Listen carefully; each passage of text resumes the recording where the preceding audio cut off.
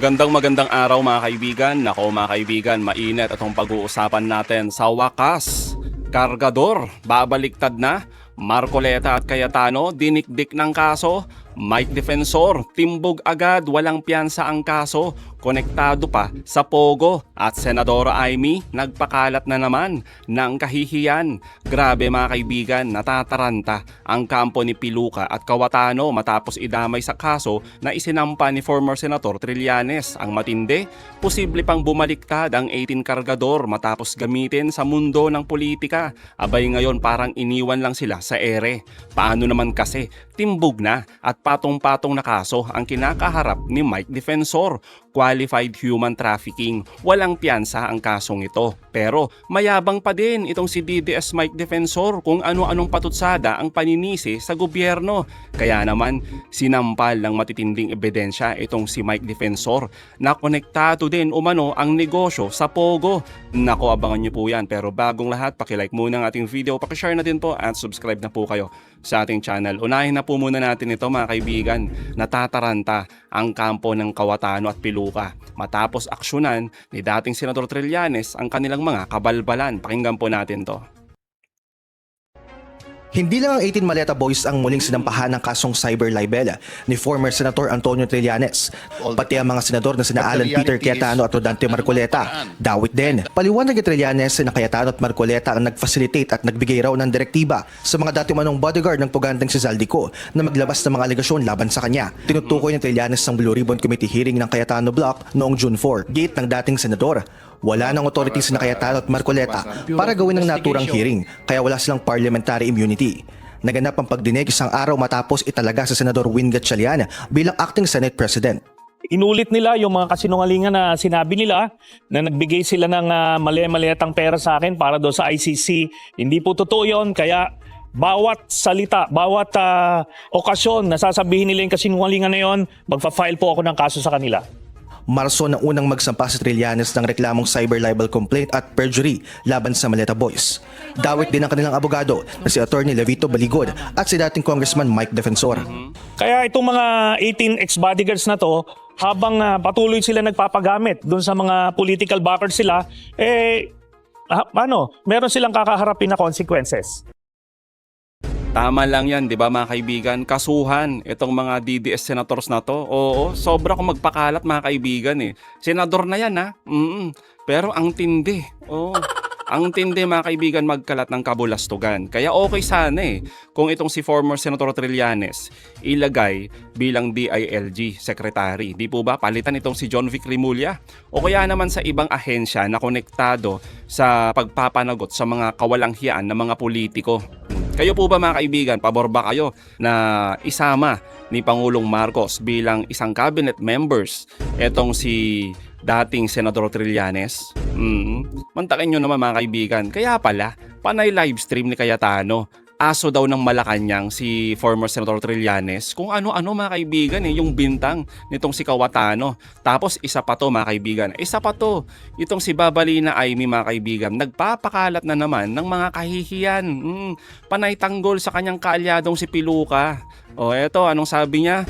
Nag-aaway-away na daw ang mga tao sa Camp Crame. Yung mga pulis mga kaibigan.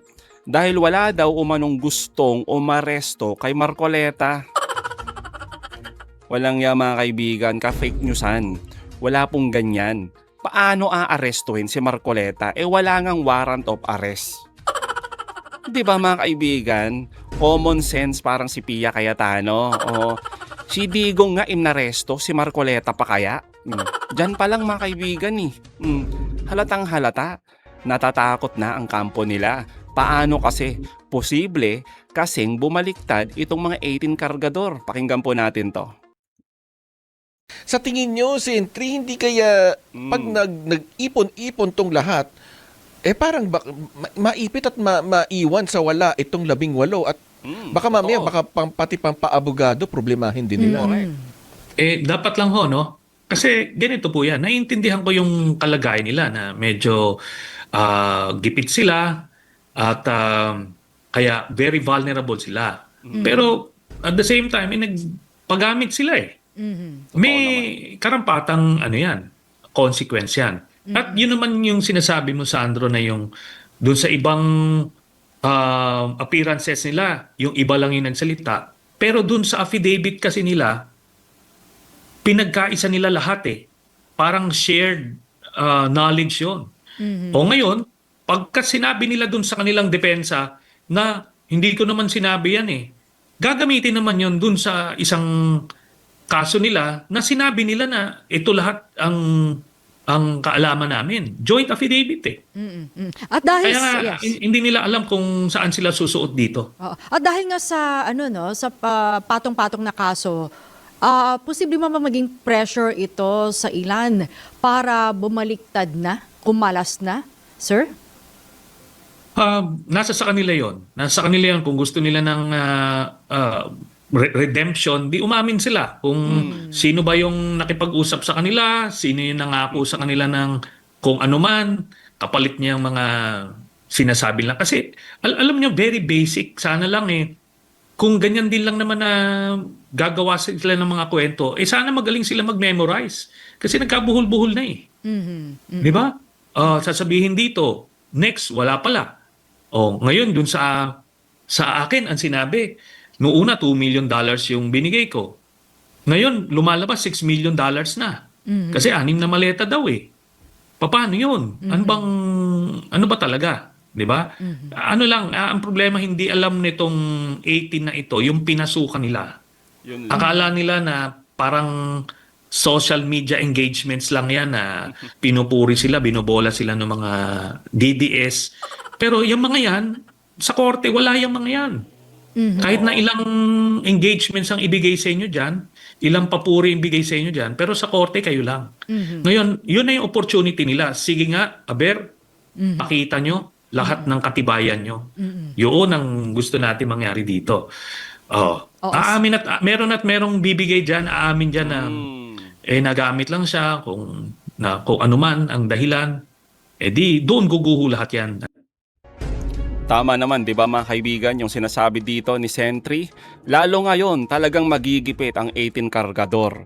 Problemado din mga kaibigan yung isa umanong promotor na si Mike Defensor. Tindi ng kaso mga kaibigan, no, ni Defensor, ni DDS Mike. Wala pang piyansa. Pero kung umasta mga kaibigan, no, siya pa yung mayabang. Oo, itong si Defensor. Wala mga kaibigan sigurado na babaliktad itong 18 kargador na to. Wala, feeling nila naiwanan na rin sila sa ere. Ni hindi nga dumalo itong dalawang senador na to. Inaasahan nila itong si Cayetano at si Marcoleta doon sa kanilang peking Blue Ribbon hearing. Di ba mga kaibigan? Pero itong si Mike Defensor mga kaibigan, abay tila pinagpipilitan pa rin na ginigipit daw ng gobyerno. Sila daw yung lumalaban sa flood control anomalies. Kaya daw sila ginaganito. Kinakasuhan ng kung ano-ano. Talaga ba? Sabihan ba naman tanga mga kaibigan yung isang NBI director, di ba? Si Director Matibag. Nagpapagamit daw sa politika.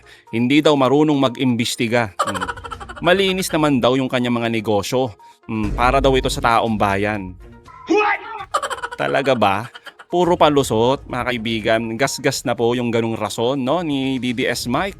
Pinupolitika, lahat na lang. Samantalang di na lang sagutin yung mga lehitimong kaso. Kaya naman mga kaibigan, narito ang matinding sagot din ni NBI Director Matibag sa mga patutsada.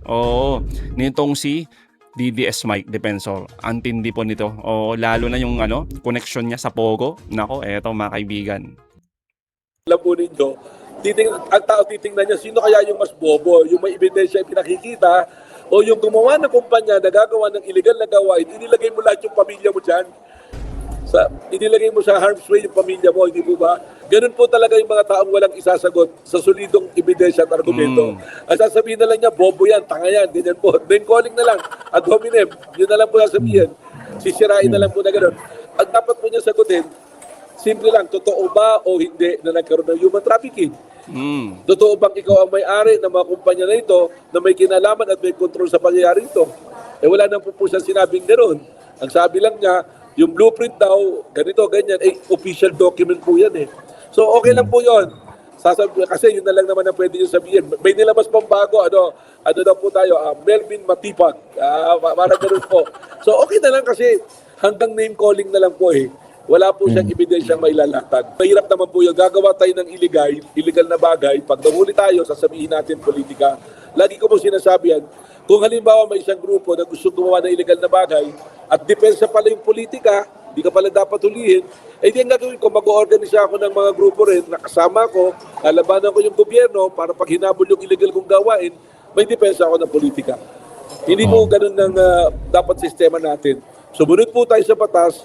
Ngayon, mag-aakusa siya ng ibang tao, magtuturo siya, eh kung meron pong ebidensyang malinaw, magkaso po. At sinabi naman po ng abogado niya na iniisip nila akong kasuhan dahil mukhang nanggigipit. Eh challenge them, kung tingin po nila pang-gigipit, yung paghahabol sa mga illegal na gawain, hindi kasuhan po tayo. Kasi matalino naman po yata sila eh. Dahil sabi nila, ang tingin nila sa akin ay bobo at tanga.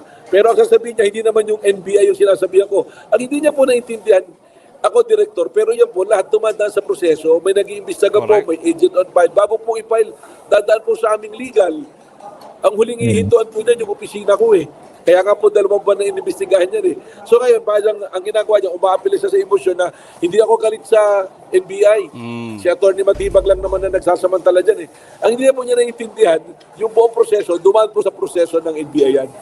Dahil doon nga po yung iiwasan natin. Kung ginawa ko po mag-isa yan, at walang ebidensya ilalatag, doon po ako pwedeng makasuhan ng abuse of authority or kumbaga, nagpo-falsify po tayo ng kaso. Pero malinaw po eh, ang tanong ko lang po kay Mike Defensor, meron bang nangyari prostitusyon Yan. dyan sa Chicago KTV at ang pangyayari na consummate yung prostitusyon doon sa Blue Hotel? Meron ba o wala? Yun, oh. Tinayo to 2017 kung saan may pogo pa. Yung katapat po Yan na na. building nitong Cliff Point Development Corporation, may pogo operations po ron. Anong ibig sabihin po nito? Ibig sabihin, Nako. may built-in clients doon sa area. Kaya nila nilagay. Yung original design, isa lang po talaga yung pasokan ng kotse. Binutas po nila yung dapat na paupahan pa na kwarto para maging daanan ng kotse na lumapit po at discreetly pwedeng pumasok yung kanilang mga customer doon po sa Chicago KTV. Yun po yung naging disenyo niyan. Sapagkat yung pogo katapat po ng building at alam naman po natin kung sino yung mga nandoon sa pogo. Mga pumupunta dyan sa pogo. So ganyan po yung nangyari dyan. Napakalinaw po ng mga ebidensya na clearly itinayo po ito, binuo po yung Chicago KTV at yun pong Blue Hotel to cater to this kind of business na illegal po. Pag makita niyo po yung blueprint, naka-identify pa rin yung ginawa nilang KTV, dapat po opisina ni Mike Defensor, nakalagay po mismo sa plano, Mike's office. Na ginawa nila, sa unahan nun, may entablado na, doon yung stage, doon po pinagsasayo yung mga kababaihan, Nako. katapat yung aquarium po. At yung taas naman po na ginawang Blue Hotel, nakita naman, kumalat naman po noon na pinagmamalaki pa na naging Blue Hotel na presidente ng kanyang asawa. Hindi po siya talaga yung design na hotel, kundi design na malaking opisina dapat, office space. Ang ginawa po, ginawang mga kwarto. At yan po, wala lahat paalam po sa local government po ng Pasig. Hindi po magkahiwalay yung Blue Hotel at yung Chicago KTV. Nilagyan po nila ng lagusan, ng secret stairway po, staircase. At yung original po dapat na daanan na hindi po magkukonek, isinara po nila, ipinasok po nila rin sa first floor kung nasaan po yung Chicago KTV. Na-available po pa-qualified. Eh dito po, qualified po to, done by 3 or more individuals. So syndicate na po yan. Tapos yung victim po, large scale ano po. Tapos ang ending po, may prostitution pa po. So papasok po doon. Grabe mga kaibigan, no? Talagang utak sindikato. Oo. Antindi. So parang ang dating, no mga kaibigan, pinatayo ito para parausan ng mga sindikatong pogo. Ganun ba yun? Abay, napakagago po talaga. Mantakin nyo, mga kababayan natin, yung mga biktima dito. Sila yung mga sinasamantala ng mga sindikatong ito. Dala ng kahirapan. Tapos kung makapagsalita, o itong mga ex-congressman, di ba? Itong mga kaalyado ni Duterte, mga politikong ito, labanan daw yung korupsyon. Yung pala, sila din yung utak ng mga kasindikatuhan. Kaya tama lang mga kaibigan na kasuhan at gawing walang piyansa. At kung mapatunayan dahil sa lakas ng ebidensya, abay bulukin sa kulungan. Kaya wag po nating iboto. Wag iboto si Sara Duterte. Sa totoo lang mga kaibigan, sana matalo itong si Sara Duterte. Kasi malaki ang tsansa, no, na baka makawala at makabalik na naman itong mga kaalyado niya. Makabalik at wala na naman mga kaibigan. wala na naman sila sa pananagutan. Masasayang lang yung pinaghirapan ng gobyerno ni Pangulong Marcos kung makakawala ang mga sindikatong ito at muli na namang makabalik sa lipunan. So mga kaibigan, anong masasabi nyo patungkol dito? Comment down below. Again mga kaibigan, huwag nyo kalimutan i-like at i-share itong mga videos. Hanggang sa muli, kita-kita ulit tayo mga kaibigan.